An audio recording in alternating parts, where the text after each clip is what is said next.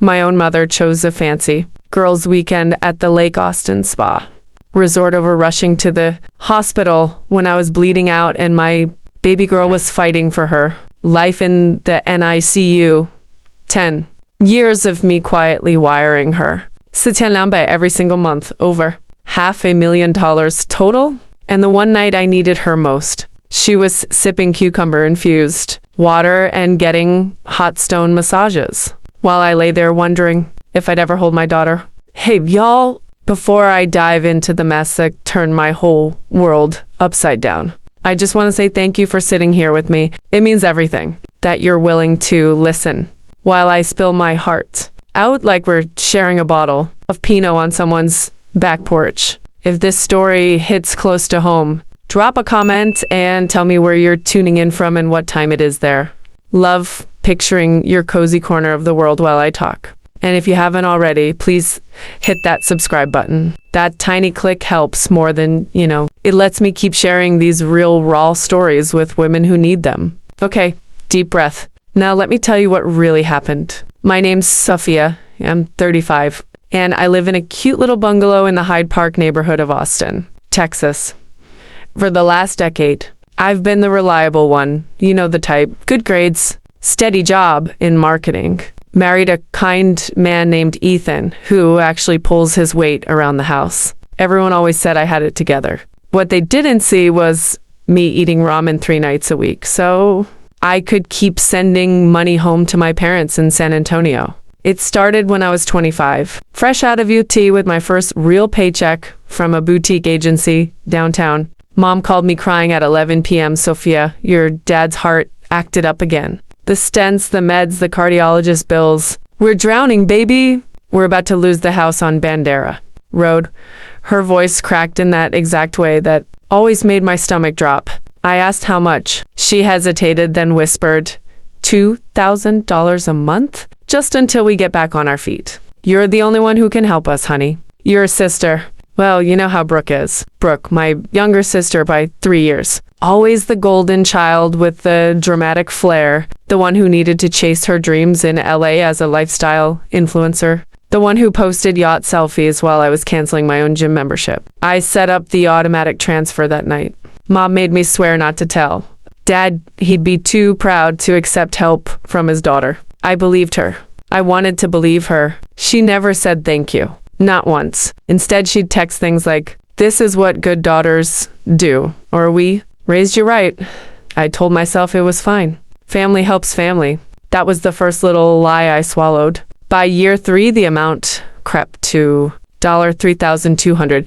Brooke's launching her skincare line. She needs startup cash and a new camera setup. Year 6, it hit $4,200. The roof leaked. Your dad's new blood thinners cost a fortune, and Medicare doesn't cover half of it. I never asked for receipts. I just adjusted. I stopped buying new clothes, picked up extra freelance gigs on weekends, told Ethan we weren't ready to buy a house yet because things are tight. He never pushed, but I saw the worry in his eyes every time rent came due. Then came the pregnancy. Ethan and I had been trying for 2 years. When those 2 pink lines appeared, I cried so hard I couldn't breathe. For the first time in forever, I started doing the math I'd avoided. 4200乘12乘10 years 等于50万4000美元, $500,000. That was a down payment on a house in a good school district. That was therapy for the burnout I'd been ignoring. That was a college fund, a safety net, vacations we never took. I pushed the thought away. The baby mattered more. I called Mom to share the news. "Oh, Sofia. Finally, I was starting to think you'd never give me grandbabies." I swallowed the sting and gently brought up the transfers. With the baby coming, Ethan and I need to start saving. I was thinking maybe we could drop it to $2,500 for a while. Silence. Long, cold silence. Then, after everything we've done for you, do you know what your father's heart meds cost? You're thinking about yourself again. Dad's voice floated in the background. Soft and tired. "Linda, maybe we could..." "Robert, stay out of it." Click. That night I couldn't sleep. I scrolled Mama's Instagram. There she was, 2 days earlier, at a wine bar on the Riverwalk with her girlfriends. Caption, "Living my best life with my girls the same week she told me they couldn't afford Dad's prescriptions. My chest burned. Ethan found me crying at 3 a.m. on the couch. Hormones. I lied. Another easy lie. 7 months pregnant, exhausted, still sending the money. Ethan sat me down one evening with his laptop open. He'd built a spreadsheet, every transfer, every excuse, every time I said, just one more month. Sofia, this is over $500,000. That's our daughter's future we're talking about. I started to defend them, but he turned the screen. Your mom just posted about a new kitchen reno. Brooks in Tulum right now. Tell me again how they can't afford Dad's meds. I had nothing. He took my hand. If you keep this up, what does our little girl learn? That mama's an endless ATM? That love means giving until you're empty. I whispered, what if they hate me if I stop? He kissed my forehead. Then you'll finally know the truth. I wasn't ready to know yet. October 12th, a stormy Thursday night. I was 37 weeks, driving home from a late client meeting on South Congress. Rain hammered the windshield. I had the green at the intersection of Lamar and 12th. A black SUV blew. The red at full speed. Metal on metal. Glass everywhere. My airbag slammed me back. Pain exploded in my chest. Sharp, wet, wrung. I couldn't breathe right. My hands flew to my belly. Still round. Still there. But was she kicking? I couldn't tell. Sirens wailed closer. The last thing I remember thinking before blacking out was, please God, not her. Take me, not her. I woke up 16 hours later in the ICU at St. David's Medical Center. Tube down my throat, monitors beeping. A nurse leaned over me. Mrs. Carter, you're in recovery. You've had emergency surgery. Your daughter is in the NICU small, but she's a fighter. Tears streamed down my face. They pulled the tube. My voice was gravel. Where's my husband? On a flight from Denver. Should land soon, my mom. The nurse hesitated. That pause told me everything. No family has arrived yet, ma'am. No one came. They let me keep my cracked phone. No missed calls from mom. No texts. But Brooke had posted 3 hours earlier. Poolside in Chiabo, cocktail raised. Caption, Paradise found. I stared until my eyes burned. Then I asked the charge nurse to call a private night nurse for the NICU.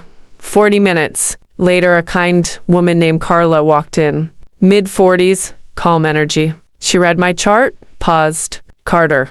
Sofia Carter? She studied my face. Your grandfather used to talk about you all the time when he was still practicing law here in Austin. Said his biggest regret was not stepping in sooner.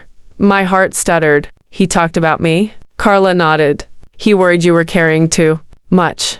She scribbled a number on a notepad and set it beside me, just in case. After she left to sit with my baby, whose name we'd already chosen as Lily, I lay there alone. Pain radiated with every breath, but my mind was razor sharp. I opened my banking app with shaking fingers. 10 years of transfers stared back at me. No thank yous in the memo lines. Just money vanishing into someone else's life. Mom's voice echoed, this is what good daughters do. But what do good mothers do? They show up. I tapped. Cancel automatic transfer. Are you sure? Yes, another tap. Cancel, yes.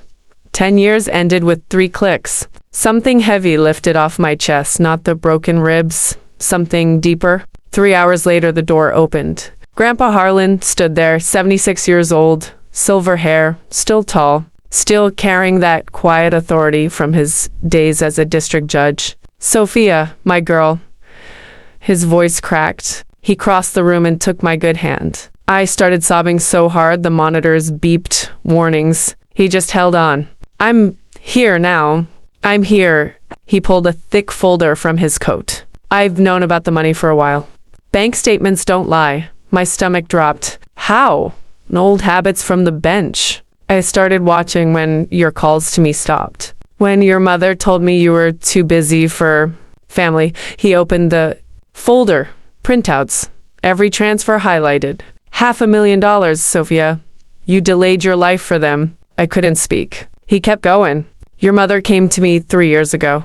wanted me to rewrite my everything to Brooke because Sophia's got Ethan and her fancy job. She doesn't need it. His laugh was bitter. While you were working 70-hour weeks to pay their bills. The door opened again. Dad stepped in, eyes red, shoulders slumped. I called him, Dad said quietly. I couldn't stay quiet anymore. And then Mom walked in. Full makeup, designer, perfume hitting me like a wave. She froze when she saw Grandpa and Dad already there. Her face shifted, shock, then calculation. She rushed forward, fake tears ready. Sofia, baby.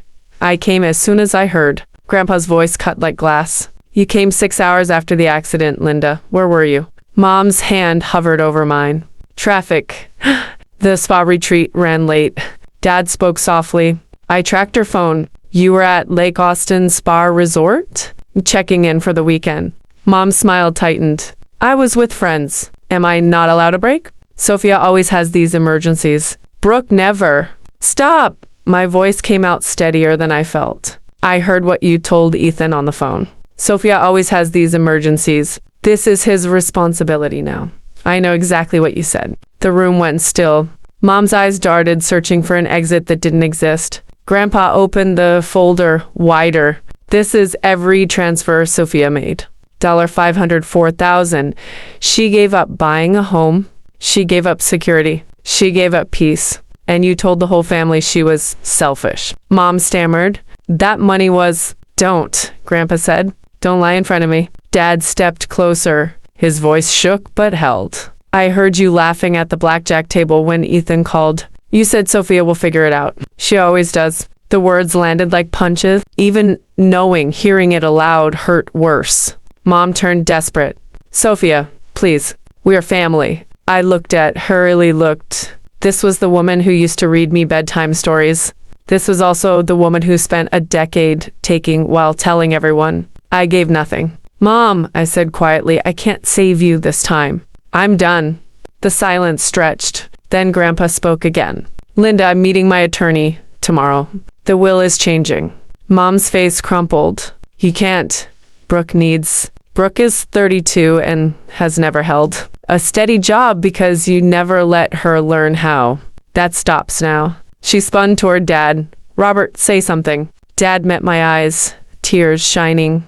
I'm sorry, Sofia, I was a coward for too long. And in that moment, with monitors beeping and rain tapping the window, I felt the first real crack of freedom. Okay, I need to pause here because my heart's racing. Just reliving it. If you've ever had someone in your life who took and then vanished when you needed them most, I see you. Drop a comment. Have you ever had that moment where you finally said enough? No judgment, just real talk. I'll pick up right where we left off. The showdown that changed everything. The karma that hit like a freight train. And how I finally learned that choosing yourself isn't selfish. It's survival. Hang with me. You won't want to miss what happened next. The silence in that hospital room felt like it could swallow us whole. Mom stood there, mascara starting to run, eyes flicking between Grandpa, Dad, and me like she was waiting for anyone to hand her an escape hatch. But no one moved. Grandpa's folder lay open on the bed, like a verdict nobody could ignore. Dad looked smaller than I'd ever seen him, but his shoulders weren't slumped anymore. He'd finally said something that mattered. Mom tried one last play. Her voice dropped to that soft, wounded tone she used when she wanted sympathy. Sofia, baby. After everything I've sacrificed for you girls, I gave up my dreams so you could have yours. I stayed home, I cooked, I cleaned. And now you're turning your back on me because of one bad night? I felt the old guilt rise like acid in my throat. The part of me that still remembered her brushing my hair before school, singing me to sleep when I had nightmares. But then I remembered the casino lights in the background of Ethan's call. The way she'd said, Sofia always has these emergencies. The way Brooke was living her best life. On my dime, while I lay there with tubes in my arms, I met her eyes. You didn't sacrifice, Mom, you collected for 10 years. While I canceled doctor appointments because I couldn't afford the copay. While Ethan and I slept on a futon in a one-bedroom because we couldn't save for anything bigger. You took $500,000 and turned around and told everyone. I was the selfish one. Her mouth opened, closed, For once, no quick comeback. Grandpa spoke next, calm as ever. Linda, I'm changing the will tomorrow. 70% to Sofia and trust for Lily. 20 to Robert, because he finally found his spine tonight. 10% split between you and Brooke, but only after you both complete 6 months of documented therapy with a licensed counselor. No shortcuts, no online certificates. Real work. Mom's face went white. You can't do that. It's not yours, Grandpa cut in. It never was. And if you fight me, I'll make sure the whole family hears exactly why. Every transfer, every lie, every time you chose yourself over your own daughter bleeding out in an ambulance. Dad stepped forward. We're leaving, Linda. His voice was quiet but steady. He looked at me. I'm sorry, Sofia, I should have spoken up years ago. I was scared of her, scared of losing what little peace we had. But watching you fight for breath tonight, I can't do it anymore. Mom spun on him. You're choosing her over me? After 35 years? I'm choosing what's right, he said, for once. She looked around the room one last time, searching for an ally, finding none. Then she straightened her shoulders, wiped her eyes with the back of her hand, and walked out without another word. Dad followed a second later, giving me one small S&D nod before the door clicked shut. Grandpa squeezed my hand. You okay? I let out a shaky laugh that hurt my ribs. No, but I think I will be. He stayed until Ethan arrived, rushing in, wild-eyed, hair messed up from the red-eye flight, still wearing the same shirt from his Denver conference. He took one look at me and broke, just folded over the bed rail and cried. Grandpa stepped out quietly to give us space. Ethan kissed my forehead, my hands, anywhere he could reach without hurting me. I'm so sorry I wasn't here. You're here now, I whispered. That's what matters. The next few weeks were a blur of hospital routines, NICU visits, and healing. Lily gained weight every day.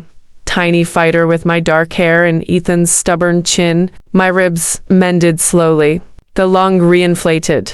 And every month, for the first time in a decade, my paycheck stayed in my account. No automatic withdrawal. No guilt ping in my phone. Just quiet. Mom called nonstop the first month. Voicemails that started angry. You're breaking this family apart. Then pleading. I've been thinking a lot. Sofia, I want to make this right. Let me see my granddaughter. Then tearful, I know I messed up. Please don't shut me out forever. I listened to everyone. I didn't delete them. But I didn't call back either. Then came Lily's 1-month celebration. Small backyard party at our place in Hyde Park, twinkle lights strewn across the pecan tree. A long table with brisket from Franklin's, friends from my old agency, a couple neighbors, Grandpa.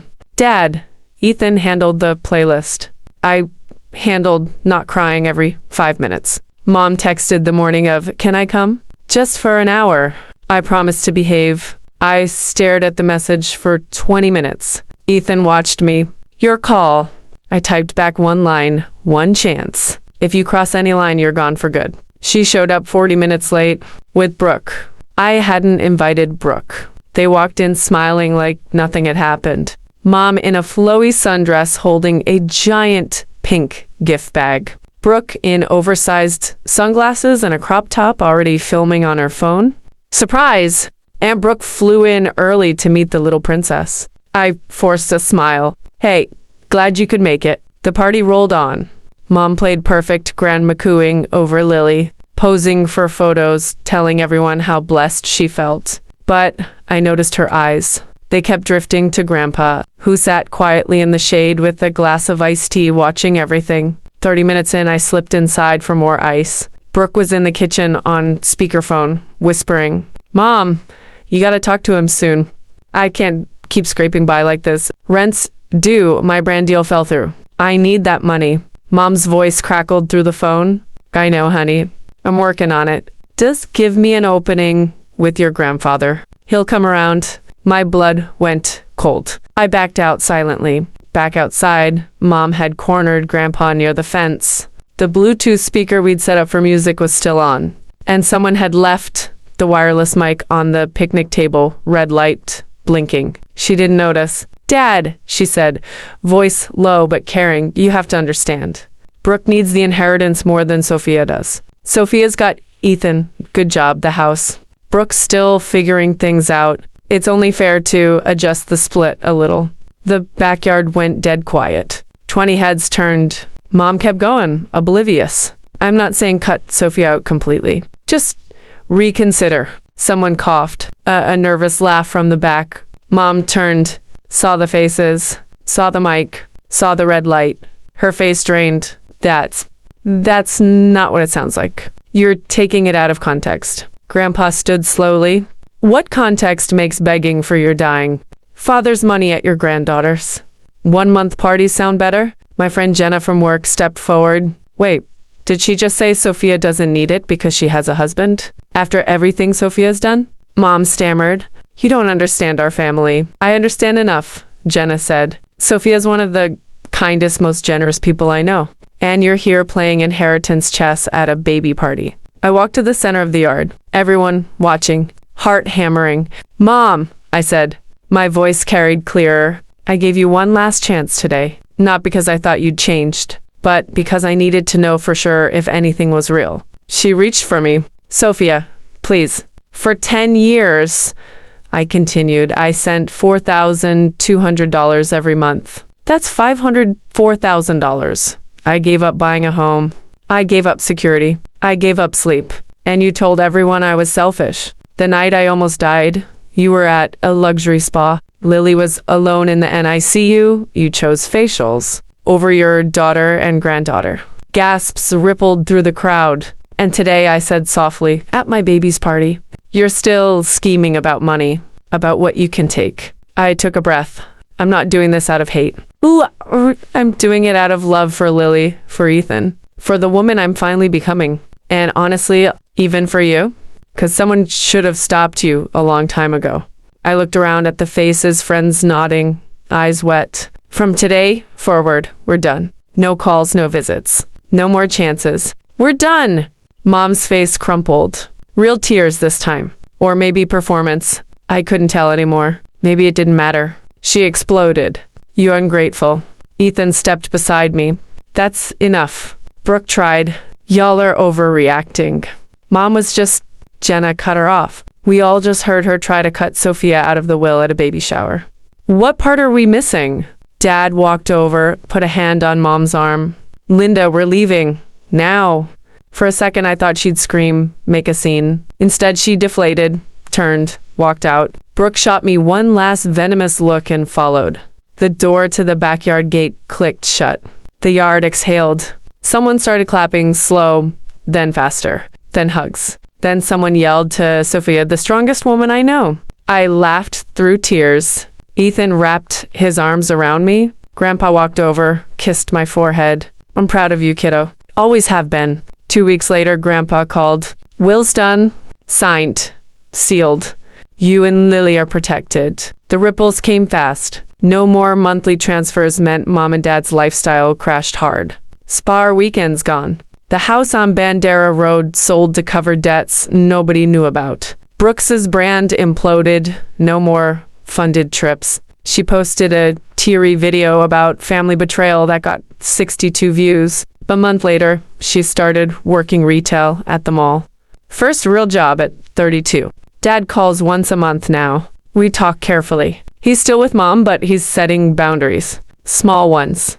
Real ones. Last week he said, I'm proud of you, Sofia. Should have said it sooner. Grandpa comes over every Sunday. He reads to Lily, teaches her nursery rhymes in that deep judge voice. He's writing his memoir and asked me to edit. You're the only one I trust with the truth, he said. I cried the good kind of tears. Mom never called again. Dad says she's living with a friend in New Braunfels. No more performances. No more pretending. Brooke texted me 6 months later. Small voice. I started therapy. Real therapy. I don't expect anything from you. Just, I'm trying not to be her. I waited a week. Then texted back. Good luck. Not forgiveness. Not yet. But not a slammed door. A year later, Lily's toddling around the living room chasing the cat. Ethan's in the kitchen making tacos. Grandpa's on the floor building blocks with her. My bank account grows every month. We paid off the house. Started Lily's college fund. Took our first real family vacation to a little cabin in the hill country. Just us. No drama. Just quiet. I look at my daughter and promise her every single day, you will never have to earn my love. You are enough.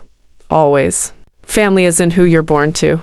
It's who shows up. Who stays. Who chooses you. Not because of what you can give them, but because of who you are. I finally found mine, and it was worth every hard step to get here. Before I sign off, if this story hit you in the chest the way it still hits me, drop a comment. What would you have done differently? Have you ever had to draw that final line with someone you loved? No right or wrong, just real talk between us. If you're new here and these kinds of raw, empowering stories speak to you, hit subscribe. There are more waiting stories about boundaries, healing, choosing yourself, because you deserve people who choose you back. Just because of who you are, you're enough. You've always been enough. Thank you for staying with me through both parts. I'll see y'all in the next one. Love you.